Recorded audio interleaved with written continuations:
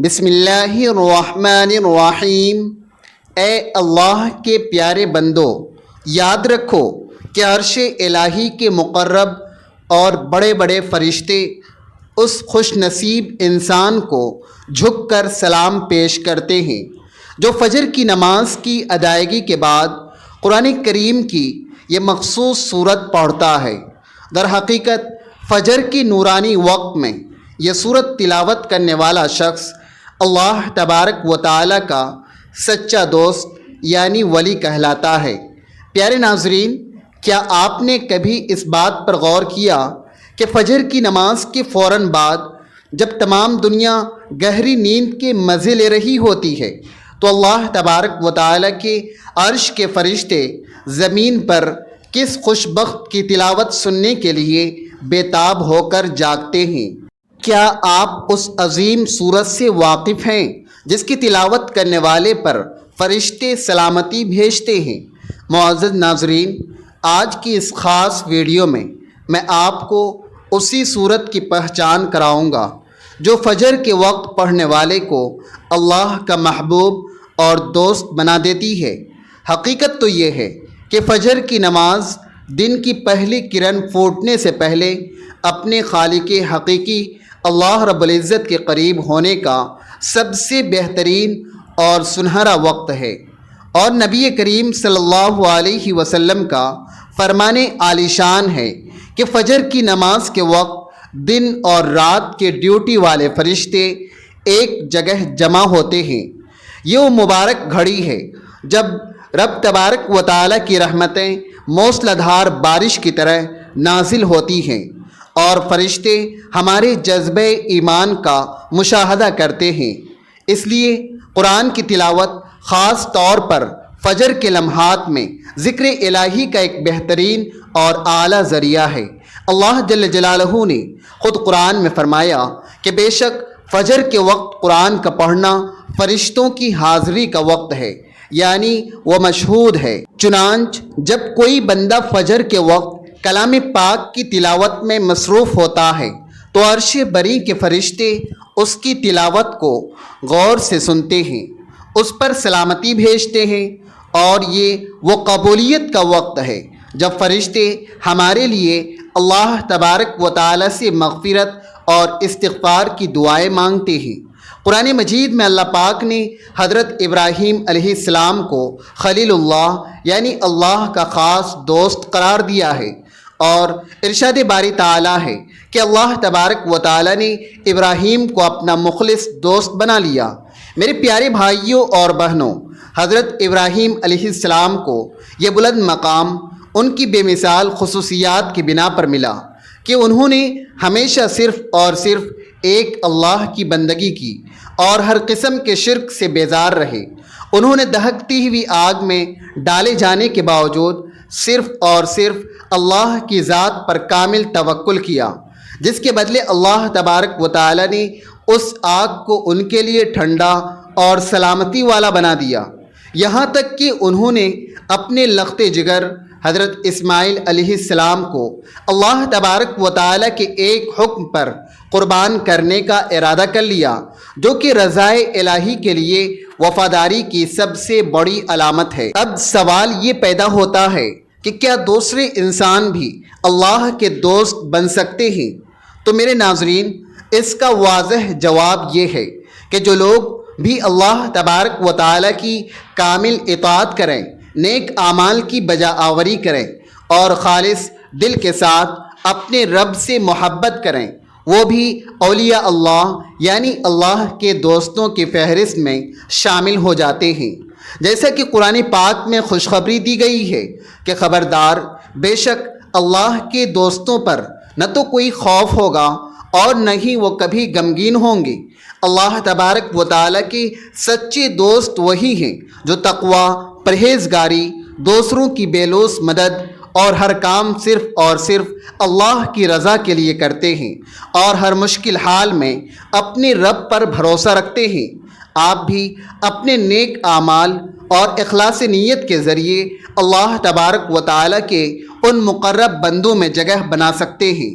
محترم ناظرین، یہ وہ عظیم الشان فضیلت اور بے پناہ برکات والی صورت ہے، جس کے پڑھنے کی برکت سے نہ صرف عرش کے عظیم فرشتے اس بندے کو سلامتی دیتے ہیں، بلکہ فجر کی نماز کے بعد اس کا ورد کرنے والا اللہ تبارک و تعالیٰ کا ولی کہلاتا ہے۔ اللہ تبارک و تعالیٰ اس کے پورے دن کی تمام جائز حاجات کو خود اپنی ذمہ داری پر پورا فرماتے ہیں، اس کی ہر پریشانی کو راحت میں بدل دیتے ہیں اور اسے ایسی جگہ سے بے شمار رزق عطا کرتے ہیں جس کا اسے وہم و گمان بھی نہیں ہوتا۔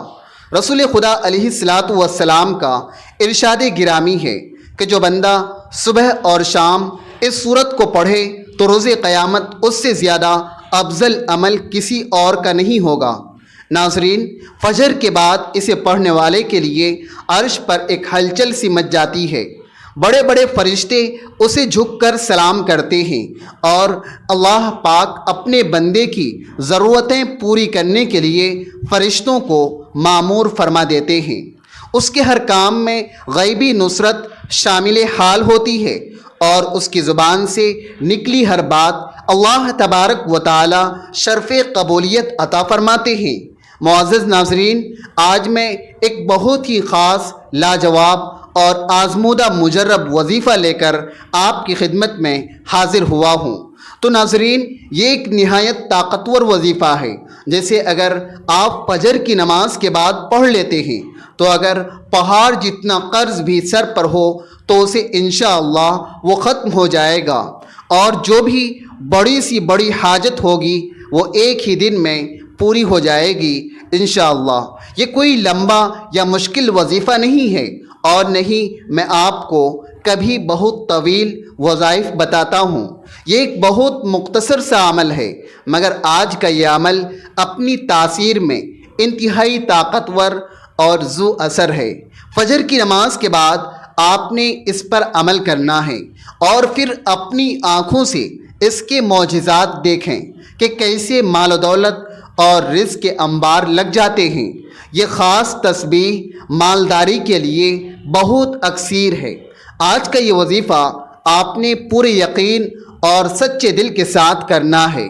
میرے پیارے بھائیوں اور پیاری بہنوں، اس عمل کی برکت ایسی ہے کہ اگر کوئی فقیر بھی اسے مستقل مزاجی سے کرے گا تو وہ بھی اللہ تبارک و تعالیٰ کے فضل و کرم سے مال و دولت کی ریل پیل میں کھیلے گا، کیونکہ اس وظیفے کی اصل طاقت اور اثر سے بہت ہی کم لوگ واقف ہیں۔ ہم نے اپنے چینل پر پہلے بھی بہت سے وظائف بتائے ہیں، لیکن یہ عمل انشاءاللہ آپ کی زندگی کی تمام الجھنوں کو سلجھا دے گا۔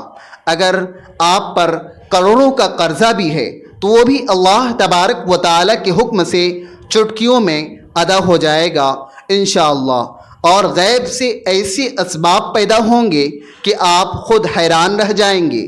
اگر آپ مالی تنگی کا شکار ہیں، کرائے کے مکان میں رہتے ہیں اور سمجھ نہیں آتا کہ گھر کا خرچ اور کرایہ کیسے پورا کریں، کیونکہ مہنگائی کے اس دور میں ایک وقت کی روٹی بھی مشکل ہو گئی ہے، بجلی کے بھاری بلوں اور بچوں کے تعلیمی اخراجات نے انسان کو پریشان کر رکھا ہے، تو یاد رکھیں کہ سکون صرف اور صرف اللہ تبارک و تعالیٰ کے ذکر میں ہے۔ جب بندہ عاجزی اور انکساری کے ساتھ اپنے رب کے سامنے جھکتا ہے اور سجدوں میں رو رو کر دعائیں مانگتا ہے تو اللہ تبارک و تعالیٰ اسے کبھی تنہا نہیں چھوڑتا۔ ہم ہمیشہ کہتے ہیں کہ جب آپ کو اللہ تبارک و تعالیٰ سے مانگنے کا ہنر آ جائے گا تو پھر کسی اور سہارے کی ضرورت نہیں رہے گی، بس ہاتھ اٹھائیں گے اور مرادیں پوری ہوں گی انشاءاللہ۔ مگر اس سے پہلے اپنی چھوٹی چھوٹی خطاؤں کی اصلاح کر لیں تو انشاءاللہ حالات بدل جائیں گے۔ اپنی کاروبار میں ہمیشہ سچائی اور حلال طریقہ اختیار کریں، بالکل ویسے ہی جیسے اللہ کے نبی صلی اللہ علیہ وسلم نے تجارت فرمائی تھی۔ حلال اور پاکیزہ رزق کمانے کی کوشش کریں، اور اگر آپ کہیں نوکری کرتے ہیں تو اپنی ذمہ داری پوری ایمانداری اور جانفشانی سے نبھائیں تاکہ آپ کی کمائی پر کوئی انگلی نہ اٹھا سکے۔ ہمیشہ یہ کوشش کریں کہ آپ کے گھر میں حرام کا ایک لقمہ بھی داخل نہ ہو، کیونکہ حلال رزق کھانے والا جب اللہ تبارک و تعالیٰ سے مانگتا ہے تو رب تبارک و تعالیٰ اس کی دعا کبھی رد نہیں فرماتا۔ یہ وظیفہ پڑھنے والے کو بے حساب دولت دی جاتی ہے اور اللہ تبارک و تعالیٰ کا وہ دوست بن جاتا ہے۔ یہ تمام برکتیں حلال روزی اور شکر گزاری میں چھپی ہے، اس لیے کثرت سے اللہ تبارک و تعالیٰ کا شکر ادا کیا کریں۔ اگر خدا نخواستہ آپ نے سود پر قرض لیا ہے تو سب سے پہلے سچے دل سے توبہ کریں، کیونکہ سود اللہ تبارک و تعالیٰ سے براہ راست جنگ ہے اور اللہ سے جنگ کرنے والا کبھی کامیاب نہیں ہو سکتا، وہ دنیا اور آخرت دونوں میں ذلیل اور رسوا ہوگا۔ اس لیے سود، جھوٹ، غیبت اور چغلی سے ہمیشہ کے لیے توبہ کریں اور اس توبہ پر قائم رہیں۔ سب سے اہم بات یہ ہے کہ اگر آپ کے کسی رشتہ دار سے تعلقات خراب ہیں تو فوراً جا کر صلح کر لیں اور معافی مانگ لیں، چاہے غلطی آپ کی نہ بھی ہو۔ پھر دیکھیں کہ اللہ تبارک و تعالیٰ کی رحمتیں کیسے برستی ہیں۔ رشتہ داروں کے ساتھ حسن سلوک کریں اور عاجزی اپنائیں، کیونکہ عاجزی اختیار کرنے والا ہی بلندی پاتا ہے۔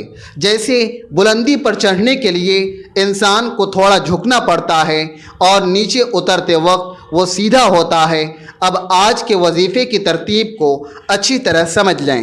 فجر کی نماز کے بعد اسی جگہ پر بیٹھ کر مرد حضرات مسجد میں باجماعت اور خواتین گھر میں یہ عمل کریں۔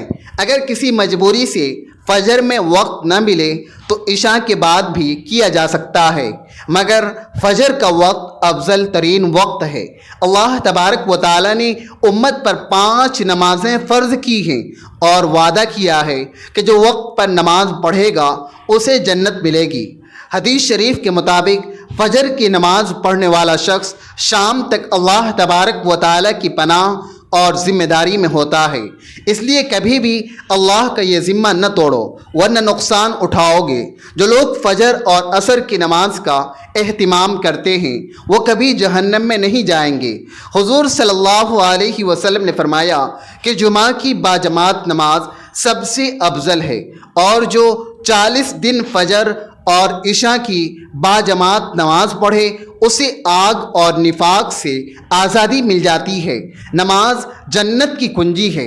اللہ تبارک و تعالی ہمیں 5 وقت کی پابندی عطا فرمائے۔ فجر کی سنتیں دنیا اور اس کی تمام نعمتوں سے بہترین ہے، اور فجر کی نماز منافقین پر سب سے زیادہ بھاری ہوتی ہے۔ اس لیے اگر آخرت سنوارنی ہے تو فجر کو خود پر لازم کر لیں۔ وظیفہ شروع کرنے سے پہلے ایک بار بسم اللہ الرحمن الرحیم پڑھیں، کیونکہ ہر کام سے پہلے بسم اللہ پڑھنا برکت کا باعث ہے۔ اس کے بعد 11 مرتبہ درود پاک پڑھیں۔ درود ابراہیمی سب سے افضل درود ہے۔ ایک بار میرے ساتھ بھی یہ درود پڑھ لیں۔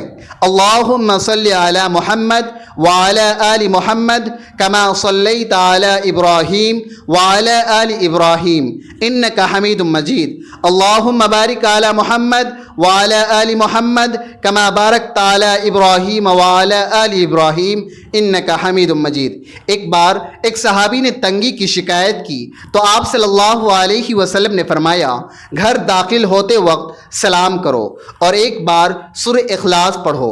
اس کی برکت سے وہ شخص اتنا مالدار ہوا کہ پڑوسیوں کی بھی مدد کرنے لگا۔ استغفار کو لازم کر لیں تو ہر تنگی دور ہو جائے گی۔ دعا مومن کا ہتھیار ہے۔ جب ایک اور صحابی نے تنگ دستی کا شکوہ کیا تو آپ صلی اللہ علیہ وسلم نے فرمایا کہ تم وہ تسبیح کیوں نہیں پڑھتے جو فرشتوں اور تمام مخلوقات کی تسبیح ہے، جس سے رزق ملتا ہے، اور وہ تسبیح یہ ہے کہ صبح صادق سے فجر کی نماز کے درمیان 100 مرتبہ سبحان اللہ و بحمدہ سبحان اللہ العظیم استغفر اللہ پڑھو تو دنیا تمہارے پاس ذلیل اور خوار ہو کر آئے گی، اور اللہ تبارک و تعالی اس کے بدلے ایک فرشتہ پیدا کرے گا جو قیامت تک تسبیح کرے گا اور ثواب تمہیں ملے گا۔ اس تسبیح کے بعد آپ نے سورہ اخلاص پڑھنی ہے۔ یہ وہی صورت ہے جس کے پڑھنے والے کو عرش کے بڑے بڑے فرشتے سلام کرتے ہیں اور وہ اللہ تبارک و تعالیٰ کا دوست بن جاتا ہے۔ جو شخص ہر نماز میں سورہ اخلاص پڑھتا ہے اللہ تبارک و تعالیٰ اس سے محبت کرتا ہے۔ فجر کے بعد 12 بار سورہ اخلاص پڑھنا 4 بار قرآن کریم ختم کرنے کے برابر ہے۔ اسے 3 بار پڑھنے سے جنت میں ایک محل بنتا ہے۔ آپ کم از کم 10 یا 12 بار اسے لازمی پڑھیں اور آخر میں پھر 11 بار درود شریف پڑھ کر اللہ تبارک و تعالیٰ سے نہایت عاجزی سے رزق حلال اور خیر و برکت کی دعا مانگیں۔ یاد رکھیں کوئی بھی وظیفہ بغیر نماز کے مکمل نہیں ہوتا، اس لیے 5 وقت کی نماز اور حسب استطاعت صدقہ اور خیرات جاری رکھیں۔ اللہ تبارک و تعالی ہمیں صغیرہ و کبیرہ گناہوں سے بچائے، آمین۔ ناظرین، ویڈیو اچھی لگے تو ویڈیو کو لائک کریں، شیئر کریں اور چینل کو سبسکرائب کریں۔ کمنٹ باکس میں اللہ تبارک و تعالی کے 99 ناموں میں سے کوئی ایک نام ضرور ٹائپ کریں۔ ملتے ہیں اگلے ویڈیو میں۔ اللہ حافظ۔